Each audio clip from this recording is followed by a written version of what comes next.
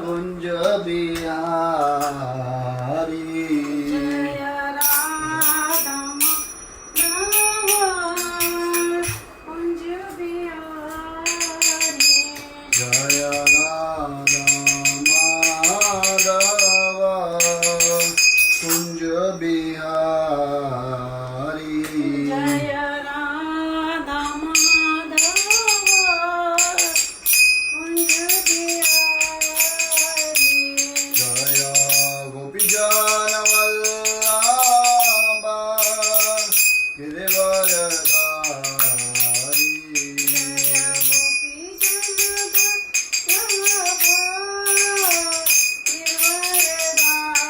गिरवरधारी यशोदनन्दन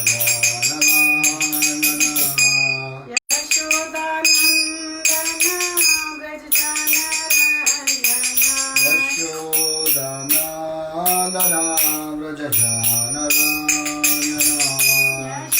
यशोदनन्दन व्रजजनरञ्जना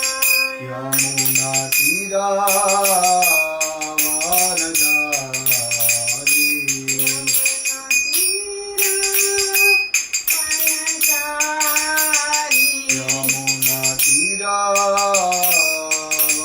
यमुनातीरावनचारी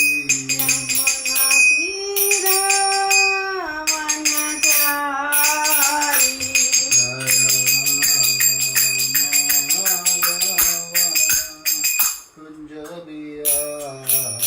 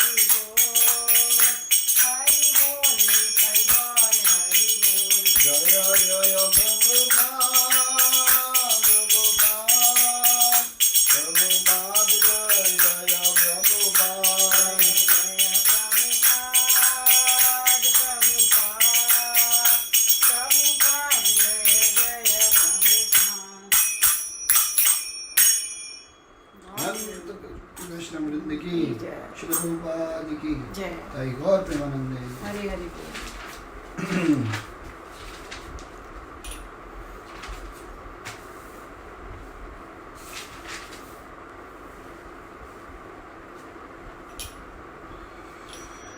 हरे कृष्णा। तो आप सबका बहुत बहुत धन्यवाद यहाँ आने के लिए। तो पहले कृपा करके सभी लोग हाथ जोड़िए, सभी लोग हाथ जोड़िए और ठीक है। और मैं साथ बोलिएगा। ओम अज्ञानतिमिरान्धस्य ज्ञानाञ्जनशलाकया चक्षुरुमिलितं येन तस्मै श्रीगुरवे नमः। श्रीचैतन्य मनोभीष्टं स्थापितं येन भूतले स्वयं रूप कदा मह्यं ददाति स्वपदान्तिकं। वन्देऽहं श्रीगुरो श्रीयुतपदकमलं श्रीगुरून् वैष्णवांश श्रीरूपां साग्रजातं सगण रघुनाथान्वितं तं सजीवं साद्वैतं सार्वभौतं परिजनसहितं श्रीकृष्णचैतन्यदेवं श्रीराधा कृष्णपादान् सगण ललिता श्रीविशाखान्वितांश। हे कृष्ण करुणा सिन्धु दीनबन्धु जगत्पते गोपेश गोपिकान्त राधाकान्त नमोस्तुते। तप्त कांचन गौरांगे श्री राधे वृंदावनेश्वरी वृषभानुसुते देवी प्रणमामि हरिप्रिय। वाञ्छाकल्पतरुभ्यश्च कृपा सिन्धुभ्यैव च पतितानां पावनेभ्यो वैष्णवेभ्यो नमो नमः। जय श्री कृष्ण चैतन्य प्रभु नित्यानंद श्री अद्वैत गदाधर शिवासादि गौर भक्तवृंद। हरे कृष्ण कृष्ण कृष्ण हरे हरे हरे राम राम राम हरे हरे। हरे कृष्ण। तो देखिए हम सभी लोग भगवान जगन्नाथ भगवान रामानुजाचार्य अरे श्रीमान रामानुजाचार्य, एक्चुअली आज मैं भगवान जगन्नाथ के बारे में सुन रहा था इसलिए भगवान जगन्नाथ चलने लगे। पर जो हमारे रामानुजाचार्य है इनकी कथा हम लोग कर रहे हैं और भगवान के कितने शुद्ध भक्त हैं और अपनी हर लीला से श्री रामानुजाचार्य हमको कुछ ना कुछ एक विशेष संदेश देते हैं। बहुत ऐसा संदेश देते हैं जो हम सबको एकदम हक्का बक्का कर देता है कि भक्ति में भक्तों का क्या स्तर था, क्या प्रेम था भगवान से, भक्तों का अपने गुरु के प्रति, गुरु का अपने शिष्यों के प्रति। ये जो प्रेम का जो वातावरण था ये इतना सुगम, इतना आनंद से भरा हुआ था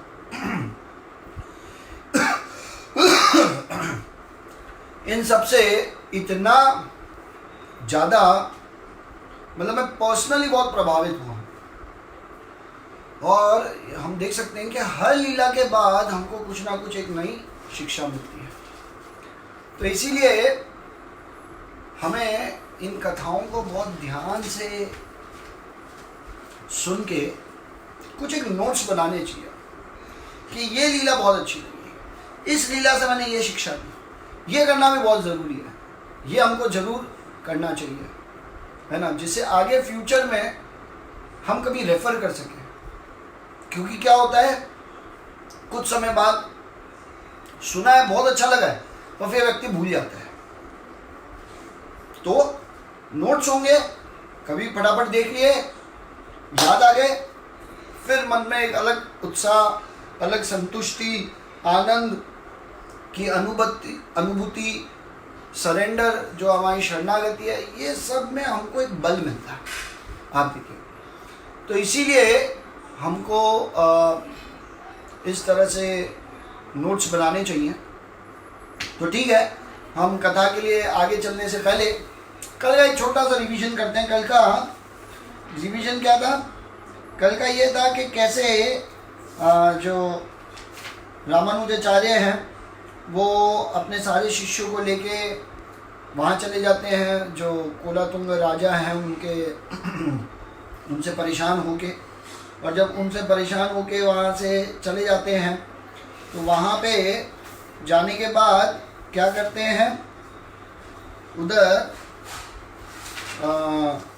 वहाँ रहते हैं और वहाँ पे उनको अपना एक तिलक जो ख़त्म हो रहा होता है, उनको वो सपने में आता है और वो तिलक ढूंढने के लिए वो एक अपने राजा, जो उधर के एक राजा होते हैं, जो जैन होते हैं, जिनको हमने बात की थी परसों कि कैसे उनको शिष्य बनाते हैं और 12,000 शिष्यों के साथ वार्तालाप करते हैं, और उसके बाद कैसे उनके साथ वो मैसूर जगह होती है मल्लकोट्टर में, और वहाँ से कैसे वो जो ये कल्याणी जो कुंड है इसकी तरफ भगवान सपने में आते हैं। यादव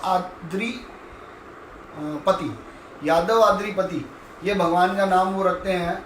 और फिर ये यादव आद्रिपति जो भगवान है, इनके मंदिर की स्थापना करते हैं, उधर के सभी लोगों को भक्त बनाते हैं, और जब सभी लोगों को भक्त बनाते हैं, भक्त बनाने के बाद वापस से एक दिन भगवान सपने में आते हैं तीसरी बार, और सपने में आके क्या बताते हैं, चौथी बार सपने में आके बताते हैं कि देखो मुझे एक वो चाहिए, मेरी उत्सव मूर्ति, क्योंकि सब लोग तो आते हैं गांव से मेरे दर्शन करने, पर मैं कब जाऊंगा बाहर इन सबके दर्शन करने, इनको देखने, मेरे को भी तो मंदिर के बाहर जाना है। तो उत्सव मूर्ति का नाम होता है रामप्रिय, और ये एक सुल्तान के पास होती है, और कैसे ये भगवान रामचंद्र इनकी पूजा करते थे, और फिर वो वहाँ से भगवान कृष्ण के पास आई, और फिर करते करते ये एक मंदिर में पहुँची, जिस मंदिर को इस सुल्तान ने वहाँ से अपने घर ले आए। तो रामानुजाचार्य दिल्ली जाते हैं भगवान के कहने पे, 80 साल की उम्र होती है उस समय उनकी, और जब उस समय जाते हैं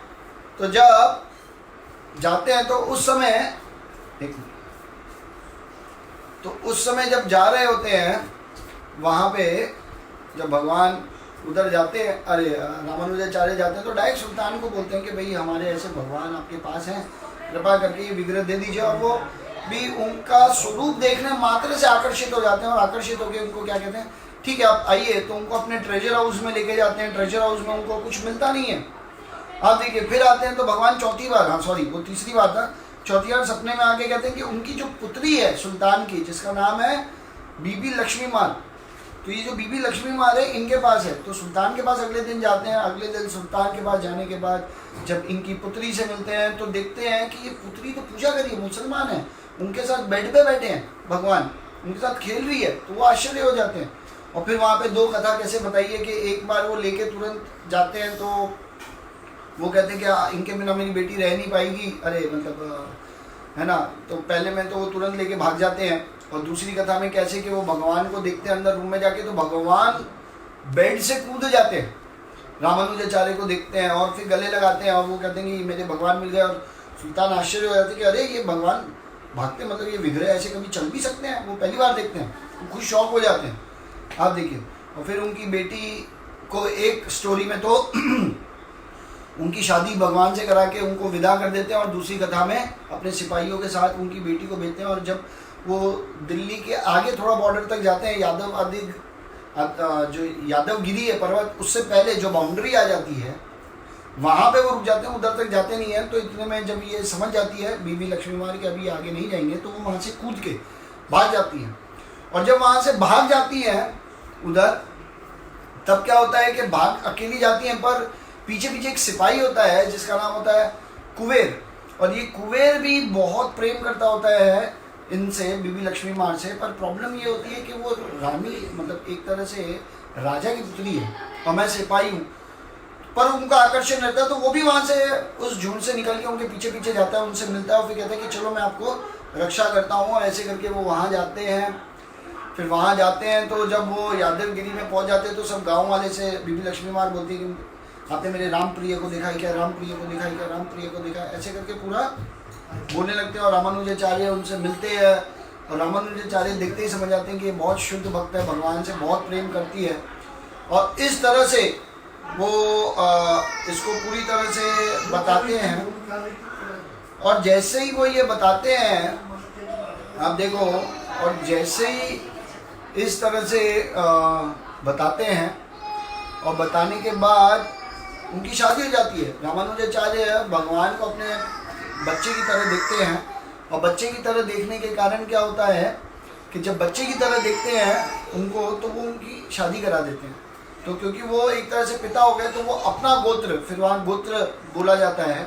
और जब गोत्र की बात होती है तो वो अपना गोत्र बताते हैं कि मेरा गोत्र है, उनका गोत्र था हरित्र। तो हरित्र गोत्र उनका बताते हैं, और फिर बताते हैं कि ये यामन जो है, ये जो मुसलमान है, ये कहाँ से निकले। जो गर्ग ऋषि थे उनका पुत्र था जिनका नाम था काल यवन, और इस काल यवन से सब यवनों का जो मलिच्छ यवन जो भी मुसलमान है ये लोग आए हैं, और ये लोग भगवान से ईर्ष्या करते हैं। और इस तरह से हरि बोल, तो इस तरह से जब वो बताते हैं, और जब इस तरह से शादी करा के गोत्र बताते हैं, और बताते हैं कि कैसे जो ये पति है भगवान, पत्नी है मुसलमान, और पत्नी का गोत्र हो जाता है गर्गी, और इस तरह से वो लोग साथ में रहते हैं। और बीबी लक्ष्मी माँ जब तक शरीर नहीं छोड़ती तब तक भगवान की उधर सेवा में ही रहती है, ऐसे पत्नी के रूप में। जैसे हम देखते हैं मीराबाई की तरह, कैसे मीराबाई को भी भगवान से प्रेम हो गया था। और फिर इसके बाद कैसे ये जो कुबेर थे जो उनसे एक्चुअली इतना प्रेम करते थे, हाँ, और जैसे प्रेम करते थे, तो प्रेम जब करते थे उनसे, तो जब प्रेम करते थे तो वो दुख सहन नहीं कर पाते, और सोचते हैं कि मैं यादवगिरी में नहीं रह सकता, यादव आद्रिपति जो है भगवान इनके पास नहीं रह सकता, तो वहाँ से श्रीरंगम चले जाते हैं। और फिर रंगनाथ में उनको एंट्री नहीं मिलती भगवान के मंदिर में, और फिर भगवान उनसे बात करते हो, कहते हैं कि देखो तुम मुझे देख नहीं पाओगे तो हमारा प्रेम का आदान प्रदान अच्छा नहीं हो पाएगा, तो तुम जगन्नाथपुरी चले जाओ, और जगन्नाथपुरी में जब रथ यात्रा में मैं बाहर निकलूँगा तो हम प्रेम से मिलेंगे। और जब मिलते हैं उनको गले लगाते हैं, और फिर वो जगन्नाथपुरी में ही रहते रहते अपना शरीर छोड़ देते हैं। तो इस तरह से हमने ये कथा कल तक की सुनी थी, और ये कथा में भी हमने देखा था कि किस तरह से भगवान जो हैं वो कैसे अपने शिष्य जो होते हैं उनके साथ, हाँ, कितना प्रेम से रहते हैं, और भक्त भी उनसे कितना प्रेम करते हैं।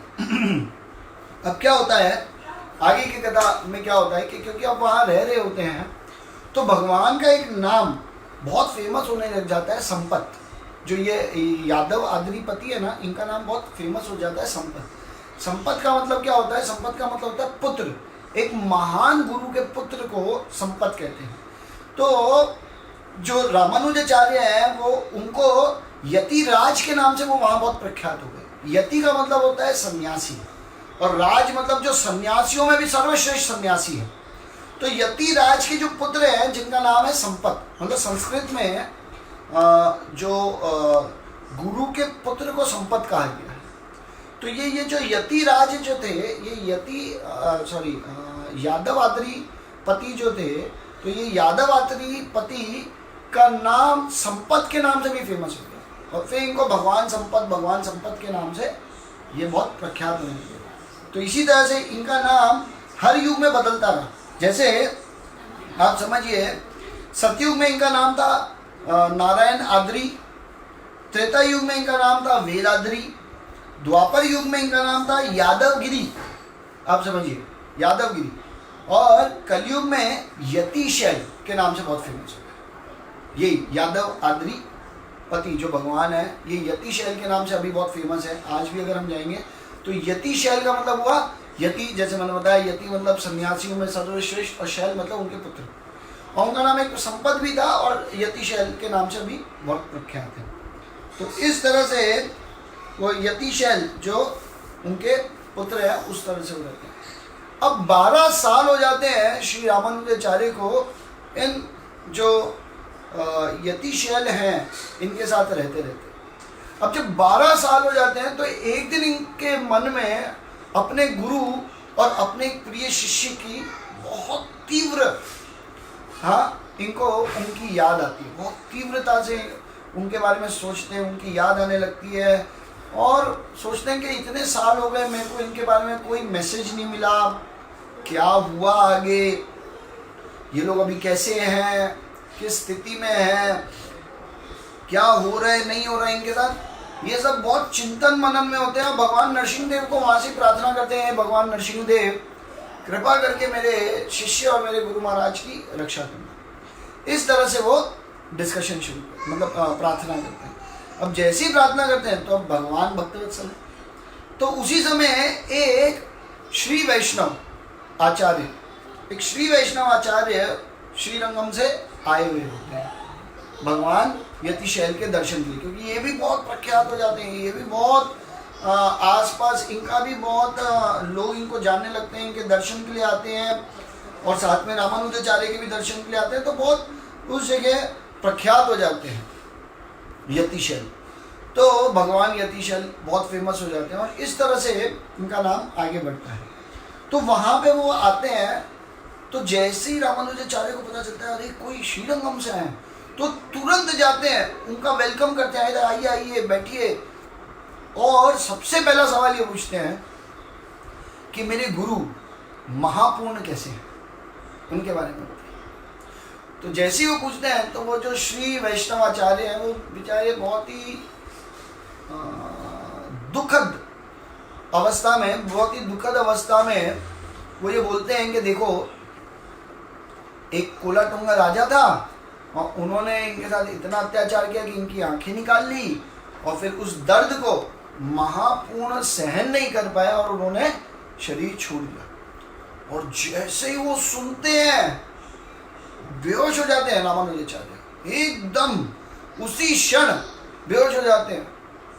फिर जैसे तैसे उनको उठाया जाता है तो वो पूछते हैं अच्छा कुरेश का क्या हुआ, तो कहते हैं कुरेश की भी आंखें निकाल ली गई। तो फिर जो इतना रोते हैं, कहते हैं मेरे गुरु, मेरे कारण उन्होंने शरीर छोड़ दिया, मेरे शिष्य की आंखें निकाल ली गई, इतनी खराब स्थितियां हैं, इतने दुखी थे वो, और इतने दुखी होके वो वहाँ पे इस तरह से जाते हैं, और इस तरह से नहीं जाते नहीं है, सॉरी, सुनते हैं और बहुत दुखी हो जाते हैं, और भयंकर दुख होने के कारण वो सिर्फ रोते हैं, नॉन स्टॉप रोते हैं।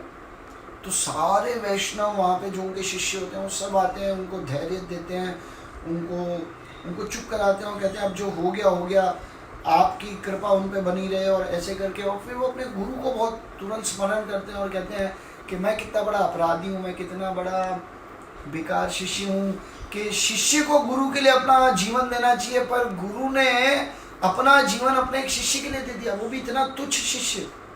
ऐसे करके वो बोलने लगे।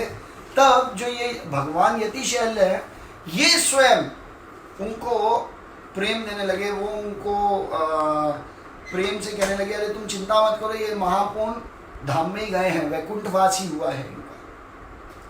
तो इस तरह से तो अब फिर वो आगे पूछते हैं अच्छा आगे क्या हुआ, तो तब वो बताते हैं कि एक कथा हुई कि उस कथा में कुरेश, फिर वो बताते हैं, वो पूछते हैं श्री रामानुजाचार्य कि श्रीरंगम का क्या हाल है, अब श्रीरंगम कैसा चल रहा है। तो फिर वो बताते हैं कि वो जो राजा कोलाटुंग था, उन्होंने वो सारे मंदिरों को अपने अंडर में ले लिया है, और ये घोषणा कर दी है कि जो भी रामानुजाचार्य का अनुयायी है, उनका शिष्य मानेगा अपने आप को, उसको इस मंदिर में आना बिल्कुल भी अलाउड नहीं है, एकदम वर्जित है। ऐसे करके वो बता देते हैं। जब इस तरह से वो बोलते हैं तब क्या होता है कि जब वो इस तरह से बताते हैं इनको, तो तब वो पूछते हैं तो कुरेश, तब वो बताते हैं कि कुरेश जो है वो एक बार की बात है कि कुरेश भगवान के दर्शन करने गया, ऑल्दो आंखें नहीं है पर मंदिर में अंदर जाना चाहता था कि ठीक है मैं भगवान के समीप तो जाऊं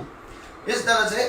तो वहाँ के अब पुजारी बदल गए हैं और उन पुजारी ने उनको रोक दिया, और रोक के कहा कि राजा का ये कहना है कि आप एक शर्त पे ही अंदर घुस सकते हो, और वो शर्त क्या है, वो शर्त ये है कि या तो आप ये घोषणा कर दो कि अब रामानुजाचार्य मेरे गुरु नहीं है, मैंने उन्हें त्याग दिया, ये आप मान लो तो आप मंदिर में अंदर भगवान रंगनाथ के दर्शन के लिए आ सकते हैं।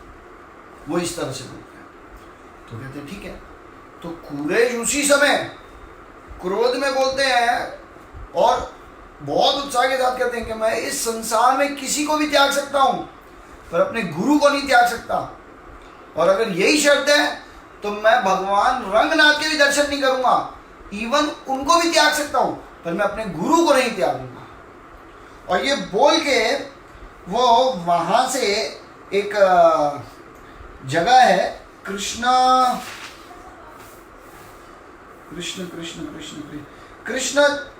चल, कृष्ण चल करके श्रीरंगम के बाजू में एक जगह है, हाँ, वहाँ पे वो शिफ्ट हो जाते हैं और श्रीरंगम भी छोड़ देते हैं। फिर रामानुजाचार्य पता करते हैं कि अब और वहाँ कौन है, तो तब बताते हैं कि गोष्ठीपूर्ण ने भी शरीर छोड़ दिया। तो कहा कि गोष्ठीपूर्ण एक बार शरीर छोड़ने से पहले उनके शिष्य उनके पास आए। रामानुजाचार्य को ये श्री वैष्णवाचार्य बता रहे हैं कि कैसे गोष्ठीपूर्ण ने अपना शरीर छोड़ा। तो उनके सारे शिष्य उनके पास आए और पूछा कि हे गुरुदेव, हे गुरु महाराज, आपकी क्या इच्छा है, आप क्या चाहते हैं? ये अंतिम समय में आपकी कोई ऐसी इच्छा है जो अपूर्ण रह गई है, या कोई ऐसी इच्छा है जो हमें अभी करना चाहिए, आप बताएं। तो तब गोष्ठीपूर्ण उन्हें कहते हैं कि देखिए, मेरी तो सिर्फ एक ही इच्छा है कि मैं अपने गुरु महाराज श्री यमुनाचार्य जो हैं, उन्होंने भगवान के लिए जो प्रार्थनाएं लिखी थी, बस मैं उन्हीं का स्मरण करता हूँ।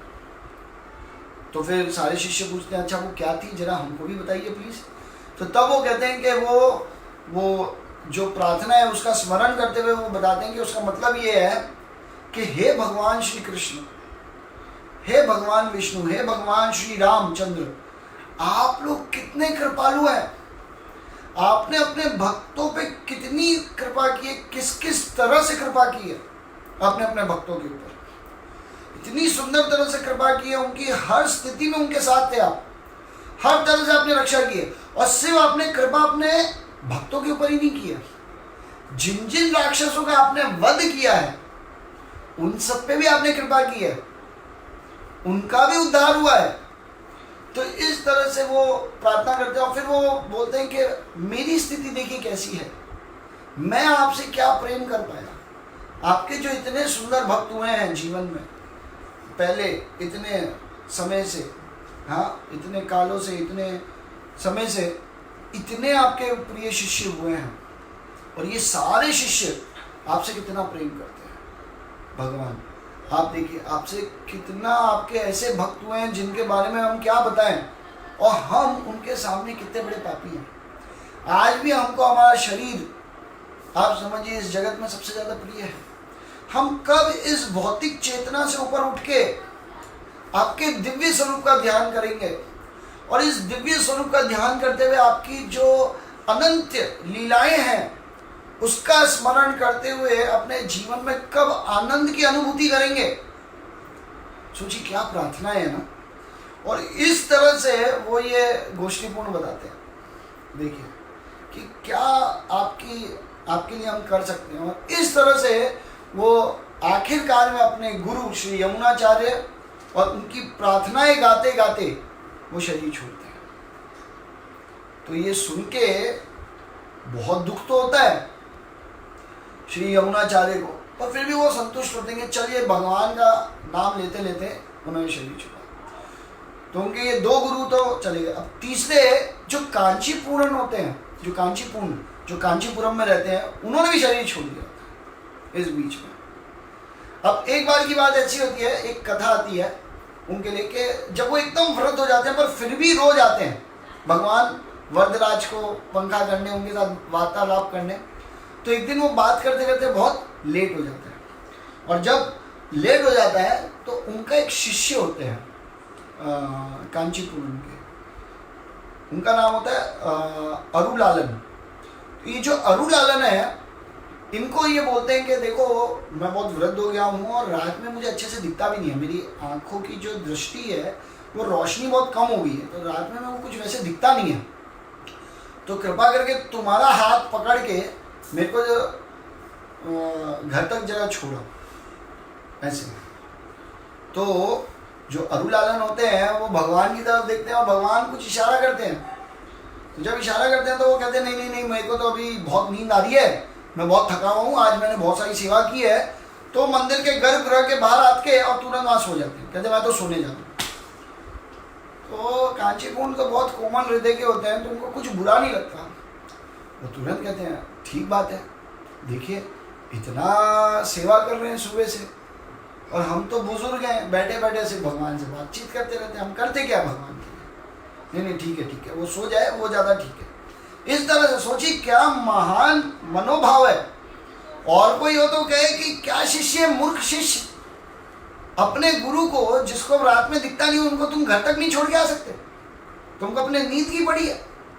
आप सोचिए कितना क्रोध आ जाए, पर वो उनको और पॉजिटिवली लेते हैं और अपने आप को कोसते हैं, उल्टा करते हैं, कहते हैं मैं कितना बेकार हूँ, यहाँ बैठे बैठे सिर्फ गप्पे लड़ाता रहता हूँ, कोई सेवा नहीं करता भगवान की। इस तरह से वो बातचीत करते हैं और जब इस तरह से बोलते हैं तो कहते ठीक है मैं अपने हिसाब से चला जाऊँगा, भगवान वरदराज है मेरे साथ, उनकी कृपा है मेरे साथ, चले जाएंगे कोई बात नहीं। ऐसे करके वो मंदिर के जैसे ही बाहर पहुँचते हैं तो छतरी लेके भक्त खड़े होते हैं और दीप लेके, कहते आइए आइए आप मेरा हाथ पकड़िए और मैं आपको घर तक छोड़ के आता हूँ। तो वो छतरी को रख देते हैं और दीप के साथ लेके जाते हैं, उनका हाथ पकड़ते और पकड़ते पकड़ते वो वहाँ कांचीपुरम अपने घर तक पहुँच जाते हैं। अगले दिन सुबह कांचीपुरम फिर आते हैं भगवान वरदराज के पास, जैसे हमेशा रोज आते थे।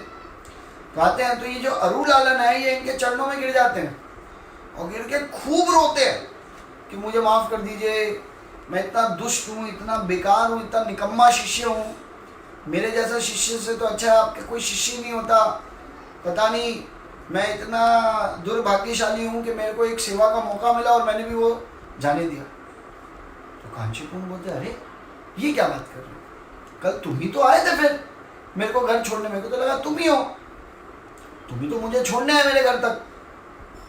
तो अरुलालन कहते नहीं मैं तो सो गया था। तो तब भगवान को कांचीपुरम देखते हैं और भगवान उस समय मुस्कुराते हैं और जैसे ही भगवान मुस्कुराते हैं तो वो समझ जाते हैं कि भगवान स्वयं आए थे उनको छोड़ने वाली, ये भगवान की प्लानिंग थी। भगवान और ज़्यादा उनके साथ समय बिताना चाहते थे तो भगवान ने उस समय अरुलालन को थोड़ा सा हिंट दे दिया कि तुम सो जाओ भाई, ठीक है हम दोनों के बीच में बताओ। सोचिए क्या प्रेम है, हे भगवान क्या प्रेम है भगवान उनके भक्तों का। तो इस तरह से वो वहाँ लेके गए और उनको कांचीपुरम को घर छोड़ दिया। और इस तरह से ये एक लीला आती है कांचीपुरम की। और तब भगवान का स्मरण करते हुए कांचीपुरम और भगवान वरदराज के दर्शन करते करते शरीर छोड़ दिया, सोचिए, और डायरेक्ट वैकुंठ चले गए। और इसी तरह से जो वरंग उनके एक और शिष्य थे, तिरुवरंग, और ये जो उनके जो मामा भी थे जो उनके लिए गुरु जैसे थे, श्री शैलपुंज, उन्होंने भी शरीर छोड़ दिया। आप देखिए तो सबसे वृद्ध और सबसे सीनियर मोस्ट कोई वैष्णव उस समय उस प्रांत में पूरे साउथ इंडिया में कोई रह गया था तो वो श्री रामानुजाचार्य ही थे। तो इस तरह से एक एक करके सब शरीर छोड़ देते। और जैसे ही जब उस समय ये श्री वैष्णव बताते हैं ये सारी बातें, श्री वैष्णव आचार्य जब ये बताते हैं श्री रामानुजाचार्य को ये सारी कथा बताते हैं, तो श्री रामानुजाचार्य तुरंत अपने एक शिष्य जिसका नाम होता है मारुति अंदन, तो ये मारुति अंदन को बोलते हैं कि तुम तुरंत जाओ कुरेश के पास और कुरेश को बोलो कि मुझे बहुत दुख हुआ है, तुम्हारी आंखें नहीं है ये देख के, और मैं तुम्हारा स्मरण कर रहा हूँ और उनकी सेवा में रहना। इस तरह से मारुति अंदन को मारुति अंदन को भेज देते हैं। अब जब मारुति अंदन को भेज देते हैं वहाँ पे, अब जब इस तरह से उनको भेज देते हैं तब क्या होता है कि कुरेश के पास जब वो पहुँचते हैं तो कुरेश को इतनी खुशी होती है कि अभी भी मेरे गुरु आज मुझे याद कर रहे हैं, मैं इतना लायक हूँ क्या कि इतने साल बाद भी मेरे गुरु महाराज मुझे याद करें। सोचिए उनकी भी विनम्रता का क्या कहना। हाँ, तो इस तरह से वो कहते हैं और इतने विनम्रता के मूड में रहते हैं और फिर वो उनकी सेवा करते हैं। वो उनको सेवा करने नहीं देते, पर फिर भी क्योंकि ये मारुति अंदन जो है ये सेवा करना चाहते थे और क्योंकि गुरु ने आज्ञा दी है तो कैसे छोड़ देते, तो नॉन स्टॉप सेवा करते हैं। और एक दिन वो लौट के आते हैं मारुति अंदन श्री रामानुजाचार्य के पास, और श्री रामानुजाचार्य उनको देखते हैं और कहते हैं अरे तुम आ गए, कुरेश की सेवा में अब कौन है? तो कहते हैं मैं आपको एक बहुत ब्यूटीफुल, बहुत सुंदर, एक बहुत ही सुनहरा और बहुत ही आनंदमय एक खबर देने आया हूँ। कहते क्या? कहते हैं ये जो राजा कोलाटुंगा था ना, उसने शरीर छोड़ दिया। अब हम वैष्णव के लिए कोई डरने की जरूरत नहीं है। आप देखिए, और जैसे ही रामानुजाचार्य सुनते हैं वो कहते हैं वाह कितना आनंद की बात है ये तो। हाँ, उन्होंने शरीर छोड़ दिया तो जो भी वैष्णव के ऊपर अत्याचार हो रहा था वो बंद हो जाएगा। सारे वैष्णव आनंद के साथ भगवान की भक्ति कर पाएंगे, सेवा कर में आगे से आगे आके लग पाएंगे। उन्हें बहुत आनंद हुआ। और तब उनकी इच्छा हुई कि बहुत साल हो गए, कितने साल हो गए ना, इतने साल हो गए भगवान रंगनाथ के दर्शन नहीं हुए। तो उनकी इच्छा हो रही थी रंगनाथ। तो ये जो यादवाद्री पति जो हैं, जिनका यतिशैल भी जो नाम है भगवान का, अब इनसे भी इनको खूब प्रेम हो गया था। अब क्या करें, ये दुविधा में आ गए। तो तब भगवान के सामने जाते हैं और भगवान को कहते हैं कि भगवान आपसे एक आज्ञा लेनी है। कहते क्या? कहते एक आज्ञा दे दीजिए प्लीज़, प्लीज़ एक आज्ञा दीजिए कि मैं वापस से अपने धाम श्रीरंगम जाऊँ और वहाँ पे रंगनाथ के दर्शन करना चाहता हूँ। वहाँ मेरे शिष्य भी हैं, बहुत समय हो गया, बहुत साल हो गए वहाँ गया नहीं, प्लीज़ जाने दीजिए, आपसे आज्ञा लेना चाहता हूँ। वो इस तरह से जैसे ही बोलते हैं तो भगवान कुछ ही नहीं बोलते। ऐसे ही जो यादवाद्री पति जो है, भगवान ये रोज बात करते थे रामानुजाचार्य से, और सबको पता था कि भगवान जी इन्हीं से ही बातचीत करते हैं। मतलब विगरस वास्तविक रूप में बात करती थी, आप समझिए। पर भगवान चुप बैठे। तो जब चुप बैठे हैं तो तब क्या होता है, रामानुजाचार्य समझ जाते हैं कि भगवान कह के नहीं चाहते ना कि मैं जाऊं यहाँ से। और प्रेम का आदान प्रदान, अरे आप सोचिए इतने सालों से यहाँ है तो इतना रहेगा ही। तो तब वो बोलते देखिए ये भगवान रंगनाथ ने स्वयं मेरे को बोला था कि देखो जब तक इस शरीर में हो तुम हे रामानुज, तब तक तुम मुझसे मिलने रोज आओगे और तुम श्रीरंगम में ही रहोगे। पर क्या करूं, एक ऐसी मुसीबत आ गई जिसके कारण मेरे को श्रीरंगम छोड़ना पड़ा और भगवान रंगनाथ के दर्शन से मुझे विमुख होना पड़ा। देखिए भगवान रंगनाथ की भी ये इच्छा थी, अब मैं भगवान रंगनाथ की भी इच्छा पूरी करूं तो कृपा करके मुझे जाने दीजिए। तो जैसे ही वो ये बोलते हैं, भगवान की जो आंखें लाल हो जाती हैं और लाल लाल आंखों के साथ बोलने लगते हैं भगवान कि ठीक है, अगर तुम्हें प्रसन्नता होती है तो तुम वहां चले जाओ। ऐसा है। और तब वो वहाँ से जाने के लिए जब निकलने की सोचते हैं तो खूब रोते हैं। यादवाद्री पति को कहते हैं कैसे मैं आपका वियोग सहन कर पाऊंगा, आपके बिना कैसे रह पाऊंगा। हे यतिशैल, आपका नाम मेरे नाम से ही तो पड़ा है, आप देखिए आपके बिना जीवन कैसे निकलेगा। पर फिर भी मैं आपको, हमारे जो भगवान श्री रंगनाथ हैं उनके अंदर ही आपको भी देखूंगा और इस तरह से मैं आपके साथ भी रहूंगा वहां पे। ऐसे करके तो सोचिए, एक भगवान की आंखें लाल हो जाए, रोने जैसे हो जाए भगवान, मतलब क्या भक्त के अंदर और भगवान के अंदर प्रेम है, हम सोच सकते हैं। दिव्य प्रेम इसको बोलते हैं। और इस तरह से भाव विभोर होके ये अपने शिष्यों के पास जाते हैं, अपने शिष्य को बोलते हैं कि चलो सब पैक करो, हम लोग वापस रंगनाथ जाएंगे। और वहाँ पे वो पूरा गांव जो होता है, वो पूरा गांव भक्त बन जाता है। और रामानुजाचार्य 50 मुख्य अपने शिष्यों को, जो वहाँ के ही होते हैं, उनको पूरा मंदिर सौंप के जाते हैं।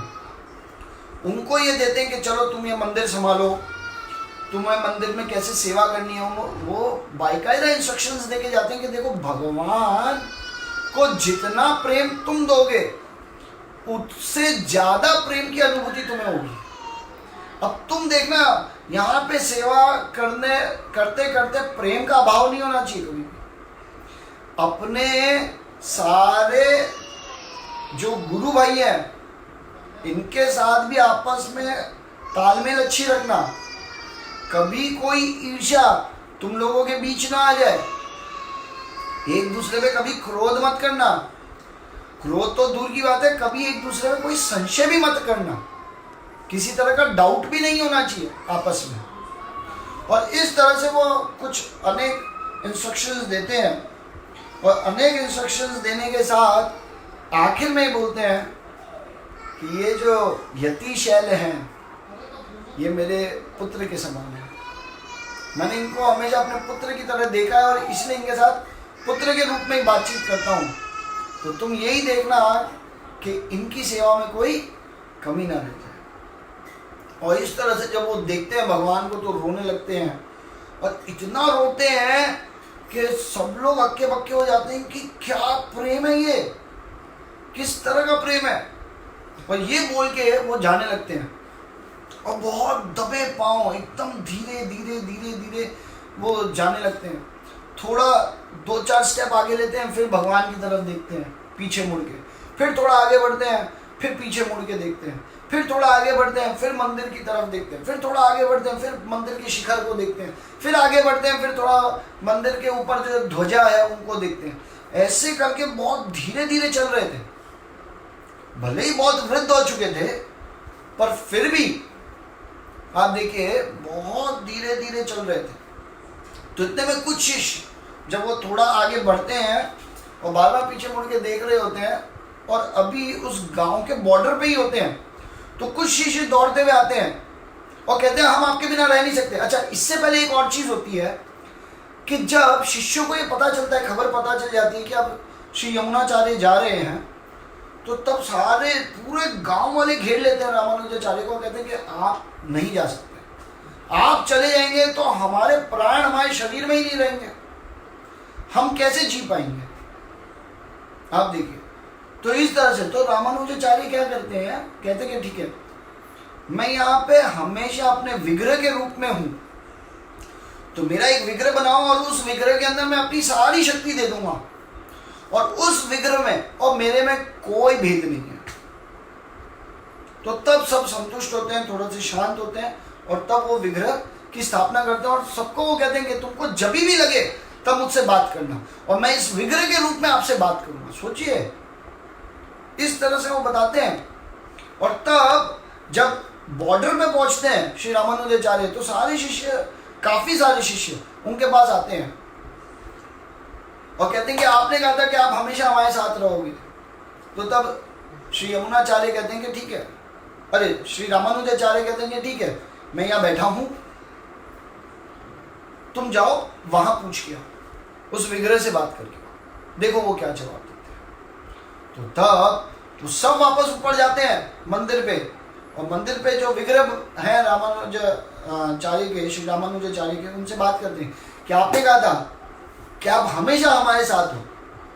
तो तुरंत विग्रह बोलते हैं कि क्यों चिंता करते हो, मैं हमेशा तुम्हारे साथ हूं, और मैं यहीं इसी स्थान पे बैठा हूं तुम सबके लिए, और जब तक कहोगे तब तक मैं यहाँ बैठा हूं, जीवन भर में यहीं रहूंगा, तुम किसी तरह की चिंता मत करो, मैं तुम सबके साथ हूं।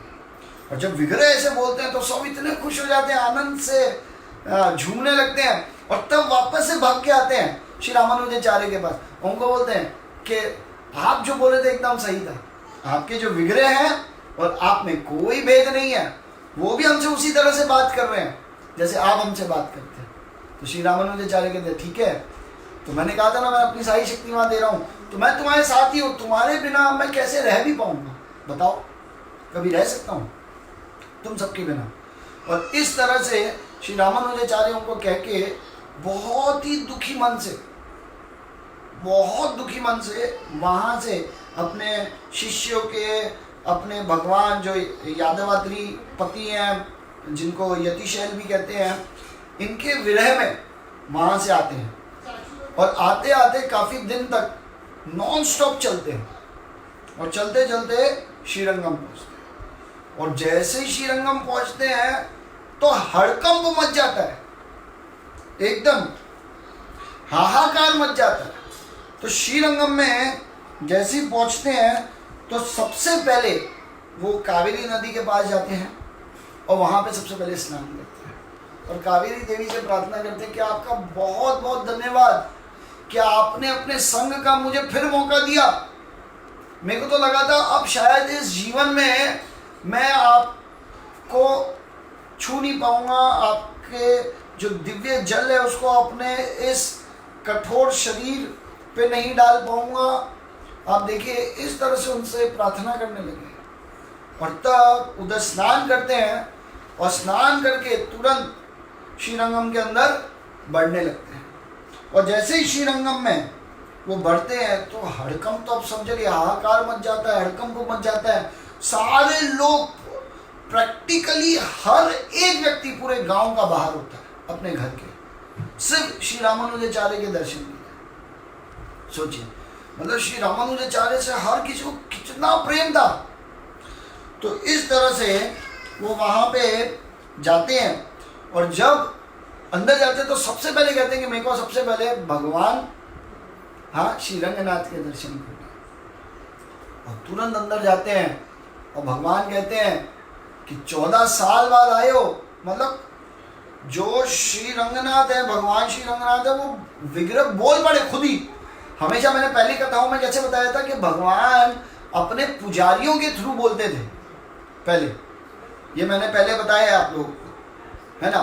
पर इस बार तो भगवान कंट्रोल ही नहीं कर पाए अपने आप को और खुद ही बोल पड़े कि इतने साल तक तुमने मुझे अपने आप से जुदा क्यों रखा? तुम्हें समझ में नहीं आया कि मैंने वो जीवन, ये इतने साल कैसे निकाले? अरे भगवान बोल रहे हैं भक्त के लिए, क्या आश्चर्य की बात है, क्या प्रेम है भगवान और भक्त के बीच में, दिव्य प्रेम। आप देखिए, तो इस तरह से वो जब बोलते हैं तो रामानुजाचार्य रोने लगते हैं और कहते हैं कि आज मैं धन्य हो गया, मुझे अब लगता है कि मेरा जीवन एक्चुअली सफल है। क्योंकि एक बार कोई व्यक्ति भगवान के चरणों से दूर हो जाए तो पता नहीं कितने जन्म लग जाते हैं उसको वापस भगवान के चरणों में शरणागत होके उनका प्रेम प्राप्त करने में। ऐसे श्री रामानुजाचार्य बोलते हैं भगवान रंगनाथ को, और इस तरह से बोल के कहते हैं कि मैं कितना भाग्यशाली हूँ कि वापस से मैं आपके पास आया हूँ, आपके शरण में आया हूँ, और ये सिर्फ आपकी कृपा है, ये सिर्फ आपका प्रेम है। नहीं तो मेरे अंदर कोई क्वालिटी नहीं है किसी भी तरह से कि मैं आपके शरण में इस तरह से आ सकता। सोचिए क्या प्रेम है, दिव्य प्रेम है, इसको बोलते हैं। हम में से कितने लोगों को भगवान के दर्शन के लिए इतना लालायितपन है, आप सोचिए। हम में तो कितने दुर्भाग्य लोग ऐसे हैं कि वृंदावन जाने की जगह हम जब बात करते हैं तो वृंदावन, अरे प्रभु जी लास्ट ईयर तो गए थे, आप सोचिए, ऐसी बातें करते हैं। अब नई जगह लेके चलिए, हाँ, या क्या बार बार वृंदावन जाना है, इस तरह से अभी हम सबका मनोभाव हो जाता है। आप समझिए क्या प्रेम है हमको भगवान से, क्या प्रेम है हमको भगवान के धाम से। आप देखिए आज भी लगता है क्या रोज रोज जाना है, गिरिराज गोवर्धन के दर्शन कितना कर लेंगे, कितना देखेंगे, कितनी परिक्रमा मारेंगे, ये मनोभाव रहता है अभी।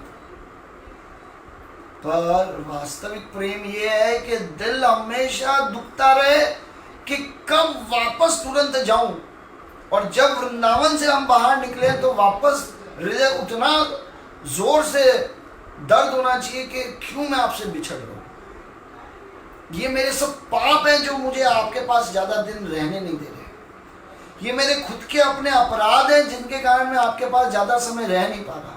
मैंने पता नहीं कितने पाप किए हैं, कितने अपराध किए हैं, मैं कितना निम्न हूँ, मेरी सोच कितनी छोटी है, कितनी कटु है, कितनी गंदी है। आप देखिए ये मनोभाव होना चाहिए। एक्चुअल श्री रामानुजाचार्य अपने उदाहरण से हमको ये शिक्षा दे रहे हैं। आप देखिए कि भक्त का मनोभाव भगवान के प्रति, भगवान के दर्शन के प्रति क्या होना चाहिए, हमें किस प्रकार से भगवान के साथ आदान प्रदान करना चाहिए। एक्चुअली रोना चाहिए हर एक व्यक्ति को, जैसे कैसे श्री रामानुजाचार्य रो रहे थे। हाँ, यादव अद्रिपति को जब छोड़ रहे थे तो उनसे सहन नहीं हो रहा, तो भगवान की आंखें भी लाल हो गई। अभी आप सोचिए, ये मैं पहले कितनी बार बोल चुका हूं कि पहले तो हमें भगवान से प्रेम हो, और उससे श्रेष्ठ है कि अब भगवान को हमसे प्रेम हो जाए। अब पता नहीं कब वो दिन आएगा। मैं तो ये जब क्या बोलूं, इन कथाओं से मुझे ये लगने लगा कि मेरे अंदर, खुद के अंदर अभी तक भगवान के लिए ऐसा प्रेम नहीं जगा कि भगवान की आंखें लाल हो जाए, नम हो जाए हमारे लिए कि क्यों मुझे छोड़ के जा रहे, हाँ क्यों मुझसे दूर हो। क्यों ऐसा होता पता है? क्योंकि आज हमारी भी आंखें नम नहीं होती। हम कितना वास्तविक रूप में रोते हैं भगवान के लिए कि क्यों मुझे अपने दर्शनों से दूर रखा है। कितनी इच्छा उत्पन्न होती है कि क्यों भगवान ऐसा कुछ अरेंजमेंट नहीं करते कि हर महीने, हर साल में भाई 8-10 महीने, 12 महीने या कितने मैक्सिमम टाइम मैं आपके धाम आ सकूं वृंदावन। क्योंकि अल्टीमेटली शरीर छोड़ के जाना किधर है हमें? हम सबको जाना तो गोलोक वृंदावन ही है, पर दर्द कितना होगा। और इन सब चीज के लिए हम प्रिपेयर क्या कर रहे हैं अपने आप को, कितना प्रिपरेशन कर रहे हैं। आप देखिए इस पूरी कथा में अभी तक सिर्फ वो रो रहे हैं, विरह का भाव रख रहे हैं। हम सबके अंदर कितना विरह का भाव है भगवान के लिए? हम क्या वास्तविक रूप में रोते हैं भगवान के लिए? हमें थोड़ा सा भी दर्द है भगवान के लिए? आप सोचिए। हाँ, अभी तो हम सबकी स्थिति ये है कि हम पहले ही देखते हैं भाई मेरा घर अच्छा चले, मेरा व्यापार या मेरा जॉब ठीक चले, मेरी सेहत ठीक रहे, और एक धाम जाएंगे रिपीट, पर पहले कुछ और धाम चले जाए, कुछ समय लग जाए, फिर उसके बाद जाएंगे। अभी तो ये स्थिति हमारी। जबकि ऐसा होना चाहिए कब बारंबार आए, कब तेजी से आए, कब जल्दी से जल्दी आए भगवान आपके पास। ऐसा है, तब भगवान मौका देंगे। देखिए, क्योंकि हमारी इच्छा कितनी तीव्र है भगवान को याद करने की, भगवान के समीप जाने की, उस तीव्रता से भगवान भी हमारे लिए रास्ता खोलेंगे अपने करीब लाने के लिए। क्योंकि भगवद गीता में भी एक श्लोक है कि जे जथा माम प्रपद्यन्ते ताम तथैव भजाम्यहम्, कि जो जिस मनोभाव से मेरे पास आता है मैं उसको उसी तरह से फल देता हूं। अब हम देखिए, हम भगवान के पास किस मनोभाव से जा रहे हैं, हम भगवान को किस तरह से पुकारते हैं। और ये हमको इस मनोभाव से, आप देखिए, भगवान के समीप जाना चाहिए, भगवान को पुकारना चाहिए, और इस तरह से भगवान के पास जाने के लिए एकदम तीव्र आग हमारे हृदय में, हमारे शरीर में लगनी चाहिए। और उसके कारण हमको कुछ अच्छा नहीं लगे, कभी कभी तो तड़प ना जैसा फीलिंग आए। आप देखिए कि भगवान के बिना अच्छा नहीं लग रहा है, इतना समय हो गया उनके दर्शन को, ये फीलिंग नहीं आएगी तब तक। आप देखिए, हम सबके लिए ये सबसे दुर्भाग्य होगा कि हम भक्ति में रहते हुए भी भगवान का शुद्ध प्रेम नहीं प्राप्त कर पाएंगे। सिर्फ एक थप्पा लग जाएगा कि हाँ तुम भक्त, पर ऐसे भक्त नहीं बनना है। इन कथाओं से हमको शिक्षा लेनी है कि भगवान का अपने भक्तों के प्रति और भक्तों का अपने भगवान के प्रति किस तरह का आदान प्रदान था, किस तरह का प्रेम था। आप देखिए, तो मैं आशा करता हूं आप सभी से, और अनुरोध भी करता हूं वापस से कि अपनी इच्छाओं को चेक कीजिए, अपने आप को देखिए कि मेरी स्थिति कैसी है, मेरा मनोभाव कैसा है।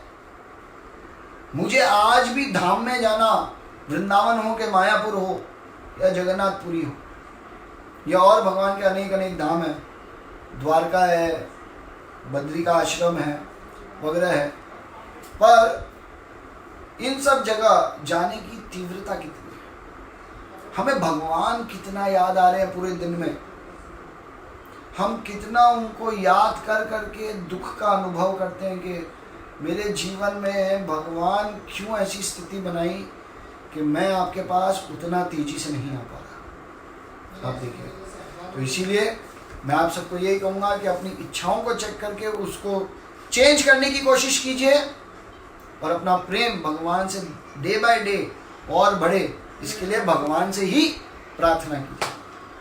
तो आज का समय समाप्त होता है। आप सबका यहाँ आने के लिए बहुत बहुत धन्यवाद। हरे कृष्णा।